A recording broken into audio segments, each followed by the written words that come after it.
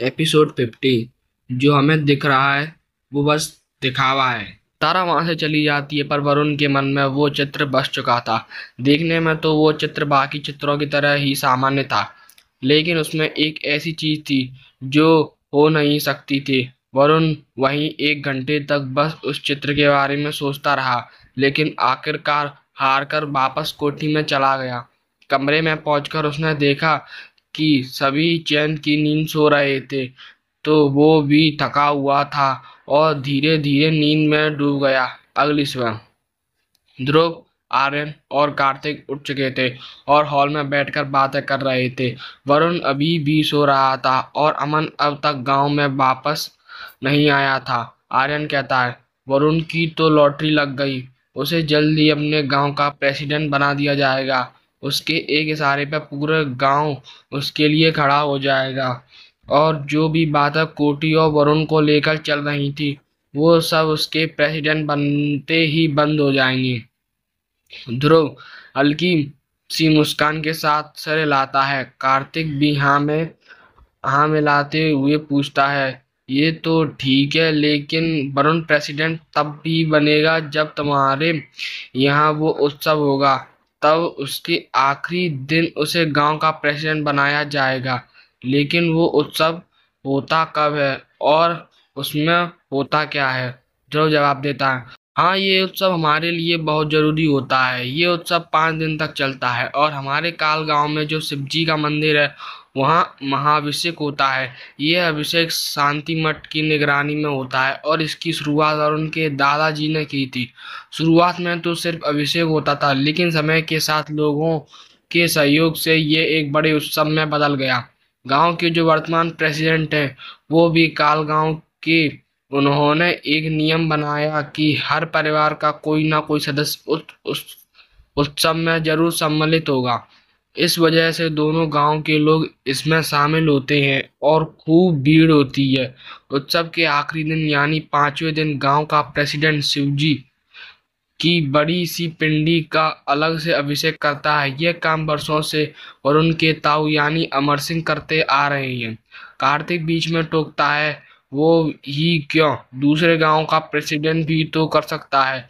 ध्रुव कहता है, एक गांव के भले ही 2 टुकड़े हो गए हो और अलग अलग प्रेसिडेंट नियुक्त किए गए हों, लेकिन दोनों गांव अमर सिंह के नियंत्रण में ही चलते हैं। अमर सिंह का एक फैसला दोनों गांव के लिए पत्थर की लकीर की तरह काम करता है। कार्तिक फिर पूछता है, वैसे ये दोनों गांव अलग क्यों हुए? क्या पहले ये दोनों गांव एक ही थे? ध्रुव कहता है, हाँ, पहले दोनों गांव एक ही थे, लेकिन जैसा कि तुम्हें पता है, अमर सिंह का सबसे बड़ा दुश्मन अगर कोई है तो वो है शाम गांव का सेठ, सेठ धनराय। वो चाहता है कि कालगांव के टुकड़े हो जाएं और वो नए गांव का प्रेसिडेंट बन सके। सेठ की चालाकी काम आई और रातों रात गांव 2 हिस्सों में बंट गया और बन गया साव गांव। लेकिन अमर सिंह ने उसे हर बार मात दी। सेठ अपने अगले पत्ते फेंककर उस कुर्सी को हड़प पाता, उससे पहले अमर सिंह ने अपनी चाल चल दी और शाम गांव का प्रेसिडेंट बना रतन सिंह। अमर सिंह ने एक ही बार में सेठ की सारी चालें विफल कर दी और बंटवारा होने के बाद ताकत अपने हाथ में रखी। लेकिन लोग समझ गए कि ये सब एक चाल थी सेठ की, जिसमें वो सब फंस गए। पर अच्छा ये था कि अमर सिंह शांत रहा। अब आर्यन कहता है, रतन सिंह की अचानक नींद में ही हत्या हो गई। पहले शक सीधा सेठ पर गया, लेकिन उसका कहना था कि अगर उसे मारना होता तो वो बहुत पहले ही ऐसा कर सकता था। ध्रुव कहता है, उस समय गांव में तंत्र मत और टोने टोटकों का जोर था, इसलिए कुछ साबित नहीं हो पाया। लेकिन समय के साथ अमर सिंह ने उन सब पर रोक लगवा दी। सेठ ने जब देखा कि कुर्सी खाली है तो वो फिर एक बार मौके की तलाश में चला, लेकिन अमर सिंह इस बार भी बाजी मार गया और उसने रतन के बेटे को आगे किया। बस यहाँ से सेठ के मन में ऐसी आग लगी कि वो इस आग में अमर सिंह को बर्बाद करना चाहता है। कार्तिक सिर खुजाते हुए कहता है, एक छोटे से गांव की राजनीति भी इतनी खतरनाक हो सकती है क्या? आर्यन कहता है, ये तो सिर्फ वो बातें हैं जो गांव में फैली हुई हैं। अब तक असलियत से सभी गांव वाले कोसों दूर हैं, जिसका अंदाजा लगाना अभी सबके लिए मुश्किल है। आर्यन कहता है, ये सिर्फ कुर्सी नहीं है, ये एक ताकत है। और सेठ इस ताकत को हासिल कर पूरे गांव पर राज करना चाहता है। साथ में इस कुर्सी की ताकत जैसी दिखती है वैसी है नहीं। बहुत सी बातें हैं जो हम सब से छुपी हैं। कार्तिक सोच में डूबा कहता है, मतलब अब सारी ताकत वरुण के पास होगी। ध्रुव अचानक गंभीर होकर कहता है, ये तो सबसे बड़ी दिक्कत है। कार्तिक हैरानी से पूछता है, कैसी दिक्कत?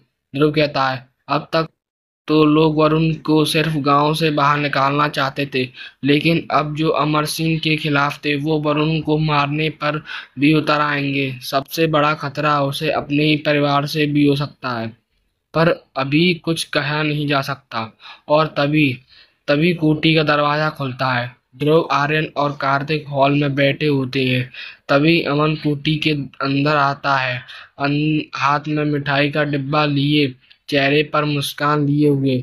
ध्रुव सबसे पहले अमन को देखता है और मुस्कुराते हुए पूछता है, क्या हुआ अमन, लॉटरी लग गई क्या? आर्यन डिब्बा देखकर पूछता है, मिठाई किस खुशी में? अमन सबको मिठाई देते हुए कहता है, मेरी शादी तय हो गई है। कब? आर्यन पूछता है। अगले हफ्ते, अमन जवाब देता है। कार्तिक मजे लेते हुए कहता है, इसलिए इतनी बड़ी मुस्कान है तेरे चेहरे पर। अमन गंभीर होते हुए कहता है, लेकिन कुछ दिक्कतें भी है। कैसी? आर्यन पूछता है। जब मैं गांव से निकला तो कुछ लोगों की बातें सुनी। लोगों का कहना है कि वरुण को काल गांव का अगला प्रेसिडेंट बनाया जा रहा है। आर्यन कहता है, ये तो खुशी की बात है। अमन गंभीर होकर कहता है, नहीं, क्योंकि मधु के पिता का एक छोटा सा होटल है। अगर वरुण प्रेसिडेंट बना तो हम दोनों को गांव छोड़ना पड़ेगा और मुझे तुम सबसे दूर जाना पड़ेगा। तुम्हें तो पता ही है कि उन दोनों की आज भी नहीं बनती, भले इतने सालों में मिले भी ना हो। ध्रुव इस पर कोई रिएक्ट नहीं करता। कार्तिक कहता है, ये अकेली तेरी परेशानी नहीं है, लेकिन तू कम से कम हमें बता तो रहा है। अमन फिर कहता है, एक और बड़ी दिक्कत है। सेठ धनराज ने बाहर से कुछ लोगों को बुलाया है। कहता है कि वो उसके गार्ड हैं, लेकिन गांव वाला का कहना है कि वह लोग वरुण को मारने आए हैं। तभी शांत बैठा ध्रुव जोर से कहता है, क्या वो अपनी मौत को खुद न्योता दे रही हैं? इस बीच वरुण जाग चुका होता है। उसने सब सुन लिया था, शादी से लेकर अपनी हत्या की साजिश तक। वह नीचे आकर कहता है, किसने कहा कि मैं काल गांव का प्रेसिडेंट बनने जा रहा हूँ? सब हैरान रह जाते हैं, लेकिन ध्रुव चुपचाप बैठा रहता है। वरुण कहता है, मैं अब किसी का निशाना बनना नहीं चाहता। पहले एक बार धोखा मिल चुका है, अब दोबारा सहने की हिम्मत नहीं है। इसी के साथ वो सोफे पर बैठ जाता है। अमन कहता है, लेकिन क्यों? वरुण, तुझे पता है जब तेरे ताऊ को पता चलेगा कि पुलिस को शक है, वो भी तेरे पे, तो उन्होंने तेरे लिए पानी की तरह पैसा बहाकर सब कुछ शांत करवा दिया, सिर्फ तेरे लिए, और तू मना कर रहा है। वरुण कहता है, मुझ पर उन्होंने कोई ऐसा नहीं किया। और मेरा जवाब तब भी ना था, अब भी ना ही है, और आगे भी ना रहेगा। मुझे प्रेसिडेंट नहीं बनना। ध्रुव कहता है, मैं तेरे साथ हूँ वरुण। वातावरण में शांति छा जाती है। तभी फोन की घंटी बजती है। आर्यन फोन उठाता है। उसकी माँ का फोन होता है। वो फोन उठाता है और बोलता है, हाँ माँ, मैं अमन के साथ हूँ, गांव की चौपाल पे ही हूँ। क्या बाबा आ गए? हाँ मैं आता हूँ, बस थोड़ी देर और। फोन काटते हुए अमन पूछता है, तूने आंटी से झूठ क्यों बोला? आर्यन कहता है, तुझे पता है अगर माँ को पता चल गया कि मैं कोठी में हूँ तो मेरा तो घर से बाहर निकलना मुश्किल हो जाएगा। फिर वरुण की ओर देख कर कहता है, मुझे अभी जाना होगा, शाम तक वापस आ जाऊंगा। ध्रुव पूछता है, तेरे बाबा आ गए? आर्यन कहता है, हाँ। ध्रुव कहता है, वो तो तपस्या के लिए हिमालय पर गए थे। तो इसके जवाब में आर्यन कहता है, हाँ, अब शायद पूरी हो गई होगी तो वापस आ गए। ध्रुव मुस्कुराता है, ठीक है। आर्यन और अमन चले जाते हैं। वरुण कुछ सोचते हुए ध्रुव से पूछता है, आर्यन का परिवार तो ईसाई है ना, फिर उसके दादाजी हिमालय पे तपस्या करने क्यों गए थे? ध्रुव कहता है पता नहीं, लेकिन वो अक्सर जाते रहते हैं और वो किसी से बात भी नहीं करते। अगर किसी से करते हैं तो बहुत कम। वैसे भी वरुण, तुझे बचपन की बहुत सी बातें याद नहीं है? वरुण कहता है हाँ, बहुत सी बातें याद नहीं है, लेकिन कुछ तो है। वरुण कहता है मैंने आज तक ऐसा कोई महात्मा नहीं देखा जो ईसाई हो और हिमालय में तपस्या करे। कहीं ऐसा तो नहीं कि जो हमें दिख रहा है वो बस दिखावा है और अंदर से कुछ और ही। ध्रुव का दिमाग एकदम से काम करना लगता है और वो चौंक जाता है। एपिसोड 15 समाप्त। हमारी कहानी यहाँ तक सुनने के लिए धन्यवाद।